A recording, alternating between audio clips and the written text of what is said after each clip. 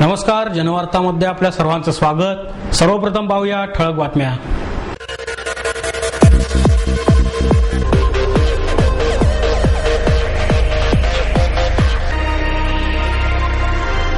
अनेक जणांच्या विरोधाला न जुमानता सर्वव्यापी विचारांमुळेच राष्ट्रीय स्वयंसेवक संघ वाढत गेला। राष्ट्रीय स्वयंसेवक संघाचे ज्येष्ठ प्रचारक भिकूजी उर्फ दादा इदाते यांचं प्रतिपादन। नदी नाल्यांमधील राडारोडा आणि अतिक्रमणे पावसाळ्यापूर्वी हटवण्यास प्राधान्य देणार, नवनिर्वाचित महापालिका आयुक्त महेश पाठक यांचं आश्वासन। शालेय विद्यार्थ्यांचे शैक्षणिक वर्ष सुरू होण्यापूर्वी राज्य शासनाने शुल्क नियमन कायदा केला नाही तर राज्यभर आंदोलन करणार, नव्याने स्थापन झालेल्या महापॅरेंट संघटनेचा इशारा। वरिष्ठ क्रीडा पत्रकार सुनंदन लेले यांनी उलगडला विश्वचषक 2011 मधील भारतीय संघाचा विजयी प्रवास। अनेक जणांच्या विरोधाला न जुमानता सर्वव्यापी विचारांमुळेच राष्ट्रीय स्वयंसेवक संघ वाढत गेला, असे प्रतिपादन राष्ट्रीय स्वयंसेवक संघाचे ज्येष्ठ प्रचारक भिकूजी उर्फ दादा इदाते यांनी केले। कर्मवीर दादा इदाते 61 गौरव समितीच्या वतीने गणेश कला क्रीडा मंच येथे झालेल्या कार्यक्रमात 61 निमित्त इदाते यांचा सामाजिक कार्यकर्ता सिंधुताई सपकाळ यांच्या हस्ते सत्कार करण्यात आला। सौ वंदना इदाते राष्ट्रीय स्वयंसेवक संघाचे पश्चिम महाराष्ट्र संघचालक कचेश्वर सहाणे, श्री संप्रदाय सेवा समितीचे पुणे जिल्हाध्यक्ष गणेश पाचारणे, गौरव समिती अध्यक्ष सुरेश नाशिककर, कार्याध्यक्ष अमर साबळे आदी उपस्थित होते। यावेळी इदाते म्हणाले की समाजामध्ये राष्ट्रीय स्वयंसेवक संघाविषयी चुकीची प्रतिमा निर्माण करण्याचा अनेकदा प्रयत्न केला जातो। काहींनी तर संघाला विरोध करण्यातच आपले आयुष्य घालवले, तरीही संघ थांबला नाही, तो वाढतच राहिला। कारण समाजाला सर्वव्यापी विचार आणि सात्विक प्रेम देण्याचेच काम संघाने केले। त्यातूनच माझ्यासारख्या हजारो उपेक्षित कार्यकर्त्यांच्या जीवनाला परिस्पर्श झाला। माझ्यासारखा उकिरड्यावर जीवन जगणारा मुलगा संघाच्या संपर्कात आला आणि माझ्या जीवनात आमूलाग्र बदल झाला।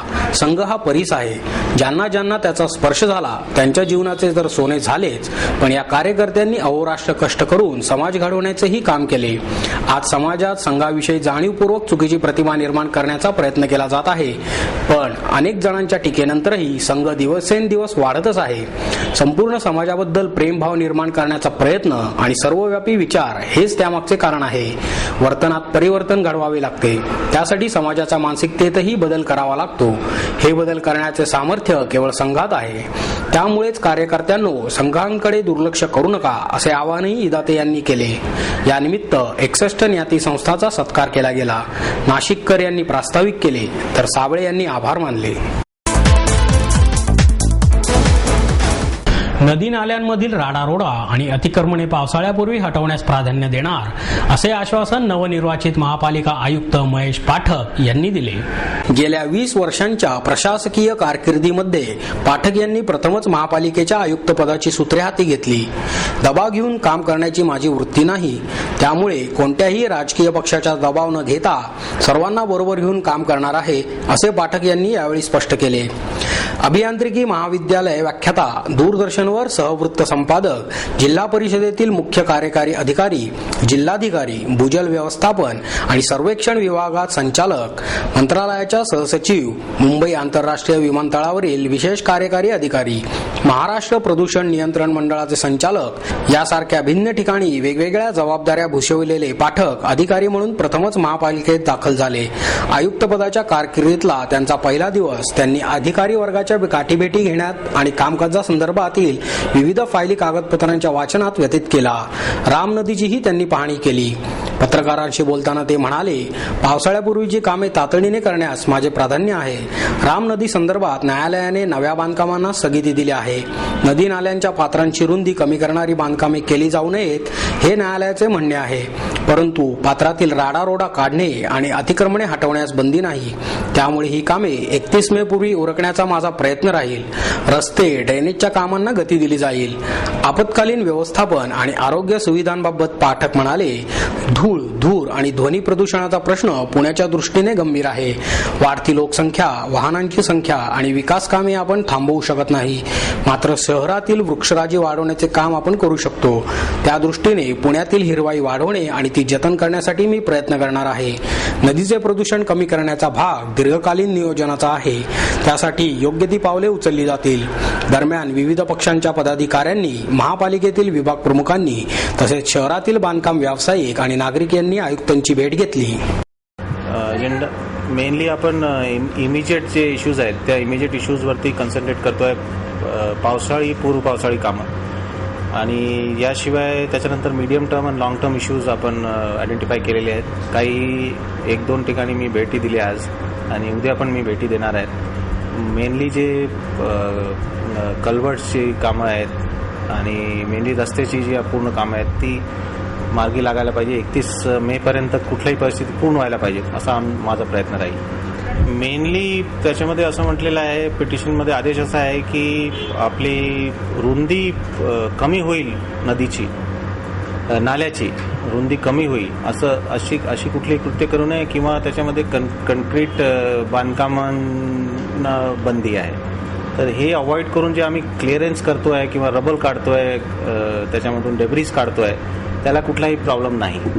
तरी पण आम्ही हायकोर्टाला विनंती करण्यासाठी रिव्ह्यू पिटिशनसुद्धा दाखल करतो आहे आणि त्या अनुषंगाने काही त्याच्यामधून सूट मिळते का नदीच्या कामांसाठी. नाल्यांच्या कामांमध्ये हे आदेश झालेला आहे, तर नदीच्या कामांसाठी काही सूट मिळते का याचाही प्रयत्न चालू आहे. नाही, त्यांचं म्हणणं जे होतं ते बेडमध्ये कन्क्रिटिंगबद्दल त्यांचं मेन ऑब्जेक्शन होतं आणि दुसरं म्हणजे त्याच्यात आपली भूमिका आपण समजावू शकलो त्यांचं कन्सल्ट केलं नसेल किंवा त्यांना पार्टिसिपेट करून घेतलं नाही, त्यामुळे त्यांना समजली नाही आपली भूमिका काय आहे. आणि त्या अनुषंगाने आणि तिथे ग्रामपंचायतसुद्धा एका बाजूला ग्रामपंचायत आहे, त्यामुळे हे सगळे कॉम्प्लेक्स इश्यूज आहेत. आणि मेन जो आपला जो काम आहे की सध्या रुंदी वाढवायला पाहिजे so that flow is maintain, इतका इमिजिएट कन्सर्न आहे सध्या. आम्ही ऑप्ट करतो प्रशिक्षणासाठी. Nobody forces us to go.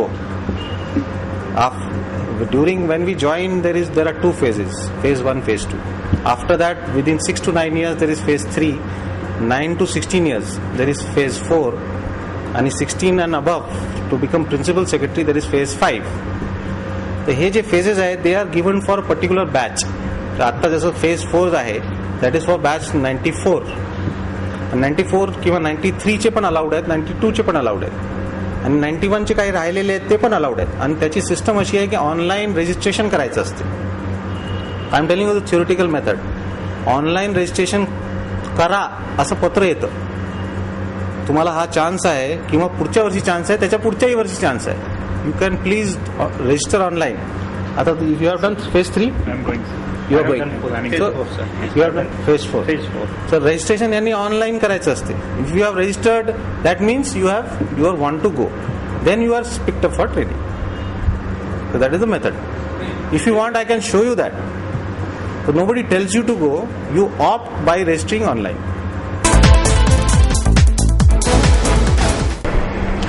शालेय विद्यार्थ्यांचे शैक्षणिक वर्ष सुरू होण्यापूर्वी राज्य शासनाने शुल्क नियमन कायदा केला नाही तर राज्यभर आंदोलन करणार असा इशारा नव्याने स्थापन झालेल्या महापॅरेंट संघटनेच्या वतीने देण्यात आला.